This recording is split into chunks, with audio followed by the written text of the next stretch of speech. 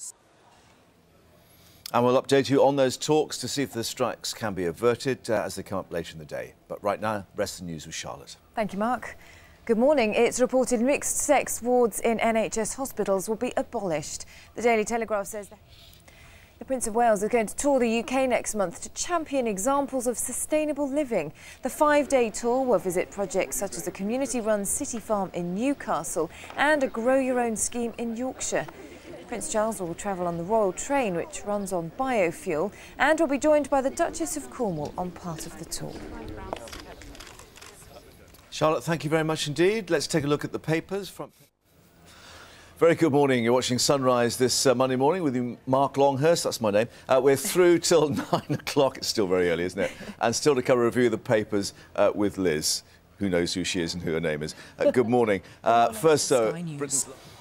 And we'll keep you updated on those talks and the possibility of averting any strike action. First, Charlotte's got the rest of the news for us. Thanks, Mark. Mixed-sex wards in NHS hospitals in England are to be abolished, according to reports this morning. The Health Secretary, Andrew Lamb.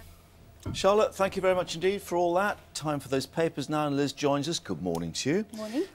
Who would be an 18-year-old? Well, it'd be quite nice to be an 18-year-old at the moment, but unless you're waiting for Thursday in A-level results, Absolutely. Especially in our house. I think The Independent has got a great front page, it so often does, sort of absolutely encapsulating the sort of terror an awful lot of students and their parents will be feeling this week. Not just the results, but the fact that even if you get good results, your chances of getting into university are lower than they have been for many, many years. And I mean, there is talk of this lost generation. Teenagers with excellent results, best possible A-level results, but denied a place because there just aren't places available. And even if they get that place and they get the degree, are they going to be able to pay for it with an enhanced career as a result of getting a degree? Because they'll have, what, 30,000 debts? Debts when they come out of it. And I think this is summed up brilliantly in the Times with the cartoon, which says, without a degree, I can't get the job to earn the money to pay for the house I can't afford, which comes back to that wonderful headline, who would want to be 18 today? And you know, we were told that really skills in terms of going to further education and college was the way out of the economic mire, that you actually got the ability then to expand the economy and to get more expertise.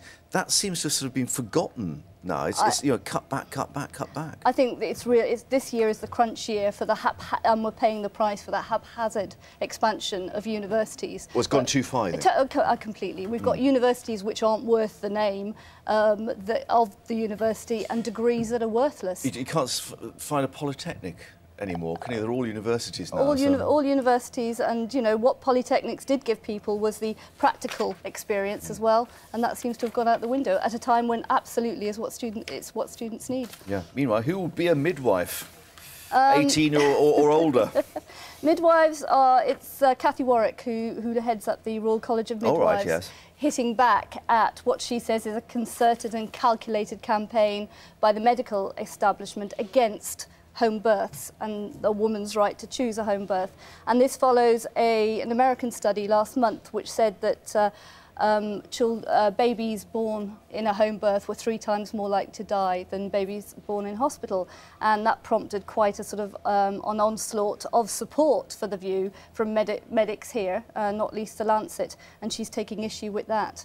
It's a very robust defence, but I guess my view is if we haven't got the numbers of adequately experienced midwives to provide safe home births, then I'm with the doctors on this one. But I mean, it's pretty emotional stuff. What shocked us about the Lancet editorial was its language and tone and how it pumped up the hype about the dangers of home birth and made sweeping and misogynistic statements. I mean, they're not pulling their punches about this. They're not. As I said, it's a robust defence, but it'd be interesting to hear what the Lancet comes back with. Yeah.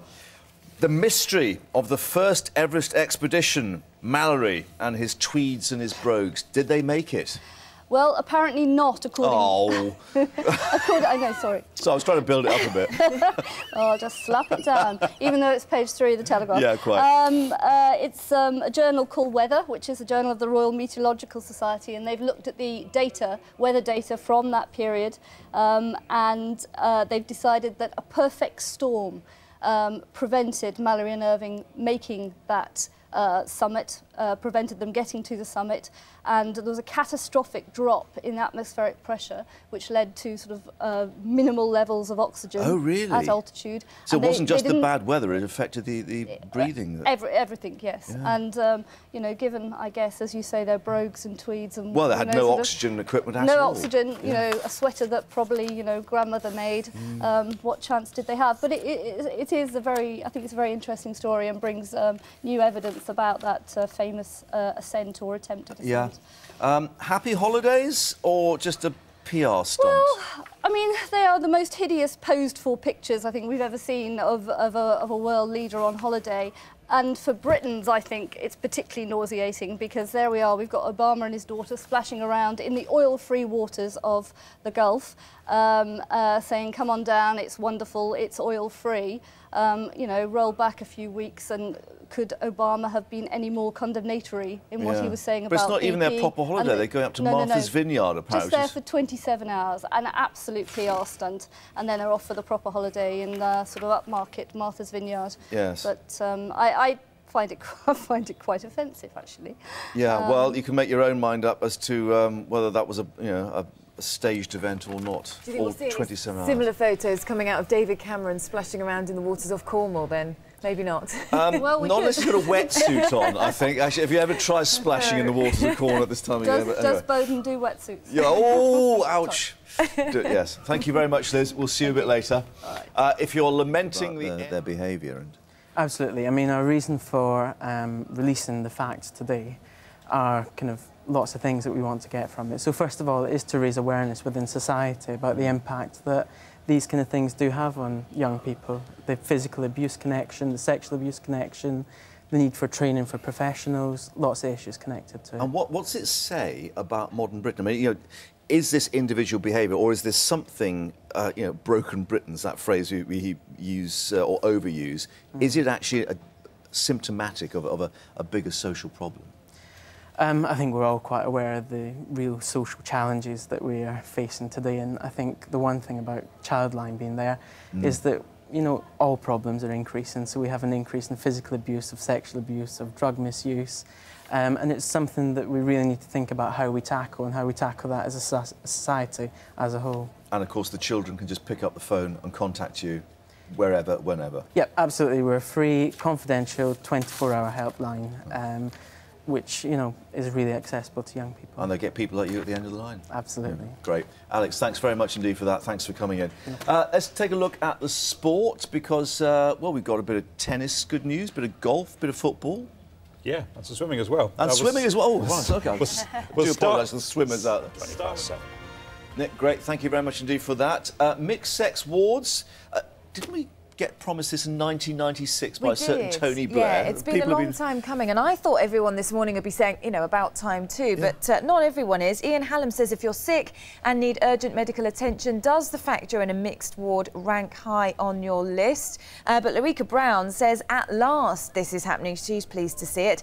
Brad reckons they should get rid of wards in hospitals altogether. Every patient should have a private room. That's a nice idea, but I'm not sure they'll go as far as flowers, that one. chocolates and lots of grapes. Yeah, absolutely. Thank you very much indeed for that. Keep them coming. News at sky.com 84501. What has happened to August? It's disappeared, hasn't it? And still no sign of our summer. After a glorious June and July, it's all gone horribly wrong.